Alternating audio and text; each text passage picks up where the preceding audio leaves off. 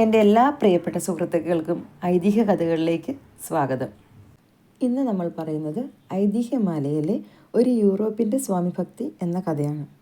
കൊല്ലം 986 ബാലരാമവർമ്മ മഹാരാജാവ് നാടു നീങ്ങിയപ്പോൾ തിരുവിതാംകൂർ മഹാരാജ വംശത്തിൽ ആൺവഴി തമ്പുരാക്കന്മാരാരുമില്ലാതെ തീരുകയും ബ്രിട്ടീഷ് ഗവൺമെൻറ്റിൻ്റെ അനുവാദപ്രകാരം അന്ന് പെൺവഴി തമ്പുരാക്കന്മാരിൽ മൂപ്പായിരുന്ന ലക്ഷ്മി മഹാരാജ്ഞി അക്കാലം മുതൽ രാജ്യഭരണം ചെയ്യുകയും ചെയ്തു. അങ്ങനെയിരുന്ന കാലത്ത് ബ്രിട്ടീഷ് ഗവൺമെൻറ് ഒരു നിശ്ചയം ചെയ്തു. രാജകുടുംബങ്ങളിൽ പുരുഷ സന്താനമില്ലാത്ത തദ്ദേശ രാജ്യങ്ങളിലെല്ലാം ബ്രിട്ടീഷ് ഗവൺമെൻറ്റിൻ്റെ ഓരോ പ്രതിനിധികളെ നിയമിച്ച് രാജ്യഭരണം നടത്തുകയും പുരുഷന്മാരുണ്ടായി പ്രായപൂർത്തിയായി കഴിയുമ്പോൾ ഭരണാധികാരം അവർക്ക് വിട്ടുകൊടുക്കുകയും ചെയ്യണമെന്നായിരുന്നു ആ നിശ്ചയം. ഈ വിവരം ബ്രിട്ടീഷ് ഗവൺമെൻറ് തദ്ദേശ രാജ്യങ്ങളിലെല്ലാം ദിവാൻജിമാരുടെ പേർക്ക് എഴുതി അയച്ചു അറിയിക്കുകയും രാജകുടുംബത്തിൽ പുരുഷ സന്താനമുണ്ടോ ഇല്ലയോ എന്നുള്ള വിവരം അറിയിക്കണമെന്ന് ആവശ്യപ്പെടുകയും ചെയ്തു. അക്കാലത്ത് തിരുവിതാംകൂറിൽ ദിവാൻജിയായിരുന്നത് ബ്രിട്ടീഷ് റെസിഡൻറ്റും കൂടിയായിരുന്ന മിസ്റ്റർ മൺറോയ് സാഹിബായിരുന്നു. അദ്ദേഹം ബ്രിട്ടീഷ് ഗവൺമെൻറ് എഴുതി ചോദിച്ചതിന് തൽക്കാലം മറുപടിയൊന്നും അയച്ചില്ല. അന്ന് ലക്ഷ്മി മഹാരാജ്ഞി തിരുവയർ വാണിരിക്കുകയായിരുന്നു, എന്ന് വെച്ചാൽ ഗർഭം ധരിച്ചിരിക്കുകയായിരുന്നു. തിരുവയറൊഴിഞ്ഞ് ഉണ്ടാകുന്നത് പുരുഷ സന്താനമോ സ്ത്രീ സന്താനമോ എന്നറിഞ്ഞിട്ട് മറുപടി അയക്കാമെന്ന് വിചാരിച്ചാണ് അദ്ദേഹം സ്വല്പമൊന്ന് അമാന്തിച്ചത്. ആ അമാന്തം ബ്രിട്ടീഷ് ഗവൺമെൻറ്റിന് ഒട്ടും രസിച്ചില്ല. അതിനാൽ ആ ഗവൺമെൻറ്റിൽ നിന്ന് തിരുവിതാംകൂർ ദിവാൻ്റെ പേർക്ക് വീണ്ടും എഴുതി അയച്ചു. ആ എഴുത്തിൽ ഏറ്റവും ഊർജിതത്തോടും കണിശമായും എഴുത്ത് കിട്ടുന്ന ദിവസം തന്നെ മറുപടി അയക്കണമെന്ന് പറഞ്ഞിരുന്നു. ആ എഴുത്ത് കിട്ടിയപ്പോൾ സാഹിബിന് പരിഭ്രമമായി. അദ്ദേഹം ഒരു ബ്രിട്ടീഷ് പ്രജയും ബ്രിട്ടീഷ് ഗവൺമെൻറ്റിൻ്റെ ശമ്പളക്കാരനുമായിരുന്നല്ലോ. മഹാരാജ്ഞിക്ക് അപ്പോൾ ഗർഭം 10 മാസമായിരുന്നു. 2-4 ദിവസം കൂടി താമസിച്ചാൽ അവതരിക്കുന്ന പ്രജ പുരുഷനോ സ്ത്രീയോ എന്നറിഞ്ഞിട്ട് മറുപടി അയക്കാമെന്നായിരുന്നു സാഹിബ് വിചാരിച്ചിരുന്നത്. എങ്കിലും അതിന് നിവൃത്തിയില്ലാതെ വരികയാൽ അദ്ദേഹം ശ്രീ പത്മനാഭസ്വാമി ക്ഷേത്രത്തിൻ്റെ കിഴക്കേ ഗോപുരത്തിന് പുറത്ത് ചെന്ന് പടിഞ്ഞാറോട്ട് തിരിഞ്ഞു നിന്നുകൊണ്ട് തൊഴുതു പറഞ്ഞു, "അല്ലയോ പത്മനാഭ, നീ ഇവിടെ കിടക്കുന്നുണ്ടെന്നാണല്ലോ എല്ലാവരും പറയുന്നത്.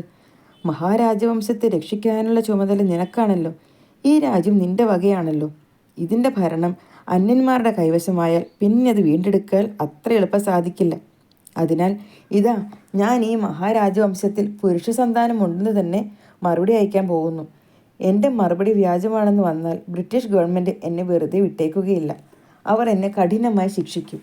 ആ അപമാനം സഹിച്ചുകൊണ്ട് പിന്നെ ജീവിച്ചിരിക്കണമെന്ന് ഞാൻ വിചാരിക്കുന്നില്ല. അതിനാൽ ഞാൻ എഴുതി അയക്കുന്നത് തെറ്റിപ്പോകുന്ന പക്ഷം നിന്റെ ബിംബവും ക്ഷേത്രവും എല്ലാം നശിപ്പിച്ച് നീ കിടക്കുന്ന സ്ഥലത്ത് ഒരു കുളവും കുത്തി കുളിച്ചിട്ടല്ലാതെ ഞാൻ ഇവിടെ നിന്ന് പോവുകയില്ല. അതുകൊണ്ട് അങ്ങനെയൊന്നും വരാതിരിക്കാൻ തക്കവണ്ണം കരുതിക്കൊള്ളണം പത്മനാഭ." "പത്മനാഭ, മൺറോ ഒന്ന് പറഞ്ഞാൽ അത് അപ്രകാരം തന്നെ ചെയ്യുമെന്ന് നല്ലപോലെ അറിയാമല്ലോ" എന്ന് പറഞ്ഞിട്ട് അവിടെ നിന്ന് പോവുകയും തിരുവിതാംകൂർ രാജവംശത്തിൽ പുരുഷ സന്താനം ഉണ്ടെന്ന് തന്നെ ഉടനെ എഴുതി അറിയിക്കുകയും ചെയ്തു. പിറ്റേ ദിവസം മഹാരാജ്ഞിയിൽ നിന്ന് ഒരു രാജകുമാരൻ തിരുവവതാരം ചെയ്തരുളി. ആ രാജകുമാരനാണ് ഗർഭശ്രീമാനെന്നും സംഗീത സാഹിത്യ സാഗര പാരംഗതനെന്നും പരാക്രമനിധിയെന്നും രാജ്യതന്ത്ര കുശലനെന്നും ധീരോദാത്തനെന്നും മറ്റും വിശ്വവിശ്രുതനായി തീർന്ന സാക്ഷാൽ സ്വാതി തിരുനാൾ രാമവർമ്മ മഹാരാജാവ് തിരുമനസ്സുകൊണ്ടെന്നുള്ളത് പ്രത്യേകം പറയണമെന്നില്ലല്ലോ. ഈ സംഗതി കഴിഞ്ഞപ്പോൾ ശ്രീ പത്മനാഭസ്വാമിയെക്കുറിച്ചുള്ള വിശ്വാസവും ഭക്തിയും മൺറോയ് സാഹിബ് അവർക്കുള്ളതുപോലെ മുൻപുണ്ടായിരുന്ന ഹിന്ദു ദിവാൻജിമാർക്ക് പോലും ഉണ്ടായിരുന്നില്ല എന്ന് ജനങ്ങൾ പരക്കെ പറഞ്ഞു തുടങ്ങുകയും അത് മഹാരാജ്ഞി വിശ്വസിക്കുകയും ചെയ്തു. അതിനാലാണ് ദേവസ്വങ്ങളിലെല്ലാം പതിവ് കണക്കുകൾ ഉണ്ടാക്കുന്നതിന് മൺറോ സാഹിബ് അവറുകളെ പ്രത്യേകം കൽപ്പിച്ച് ചുമതലപ്പെടുത്തിയത്. ദേവസ്വം പതിവുകൾ പരിഷ്കരിക്കുന്നതുവരെ തിരുവിതാംകൂറിലെ സർക്കാർ ദേവസ്വങ്ങളിലെല്ലാം സകല കാര്യങ്ങളും മൺറോ സാഹിബ് അവറുകൾ നിശ്ചയിച്ച പതിവനുസരിച്ചാണ് നടന്നു വന്നിരുന്നത്. പരിഷ്കരിക്കപ്പെടാത്ത ചില ദേവസ്വങ്ങളിൽ ഇപ്പോഴും അങ്ങനെ തന്നെ നടന്നു വരുന്നുണ്ട്. ഇങ്ങനെയാണ് ഒരു യൂറോപ്പിൻ്റെ സ്വാമി ഭക്തി എന്ന് വിവരിച്ചിരിക്കുന്നത്. എന്നും പറയുന്ന പോലെ നിങ്ങൾക്കിഷ്ടമായ ലൈക്ക് ചെയ്യാനും ഷെയർ ചെയ്യാനും സബ്സ്ക്രൈബ് ചെയ്യാനും മറക്കരുത്. മറ്റൊരു കഥയുമായി നമുക്ക് നാളെ വീണ്ടും കാണാം.